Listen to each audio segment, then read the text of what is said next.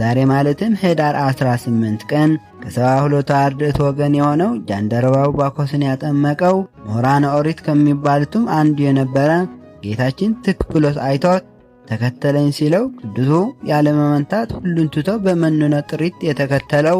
ኋላም ሰዎች ጌታን ማግኘት ሲፈልጉ እሱና እንድርያስን ያናግሩ የነበረ እንዲሁም በምድረ አፍሪካ ወንጌልን ከሰበኩ ሐዋርያት አንድ የሆነ ተአምራትን አድርጎ ብዙዎቹን ወደ መንጋው ወደ ክርስትና በረት የቀላቀለ ፍጻሜውም በሰማዕትነት እንደሆነ የሚነገርለት ሐዋርያው ቅዱስ ፊልጶስ እንዲሁም በዘመነ ሰማዕታት ቅድስት እናቱ እንቲያና ቅዱሱ ኤላውትሮስ ሰማዕት በ17 ዓመቱ ዲቁናን የተሾመ በ18 ዓመቱም ቅስና በ20 ዓመቱ ደግሞ ጵጵስናን የተሾመ። ኋላም ያን ጊዜ ግን ዘመነ ሰማዕታት ነበርና አገረ ገዢው አንዱ መኮንን ጠርቶ ሂድ አምጣው አለው።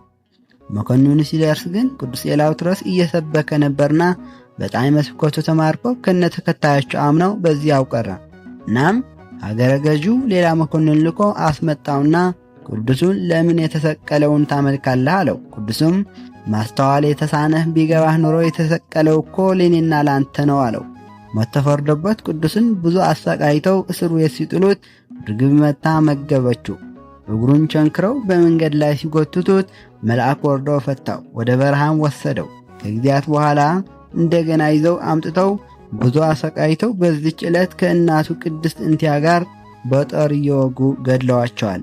ስለዚህ የተዋሕዶ ልጆች ሆይ አምላከ ቅዱሳን ስለ ወዳጆቹ ሲል ቸርነቱን ምሕረቱን ይላክልን፣ ከበረከታቸውም ይክፈለን። ኢትዮጵያ ሀገራችንን ይጠብቅልን። ወስብሐት ለእግዚአብሔር።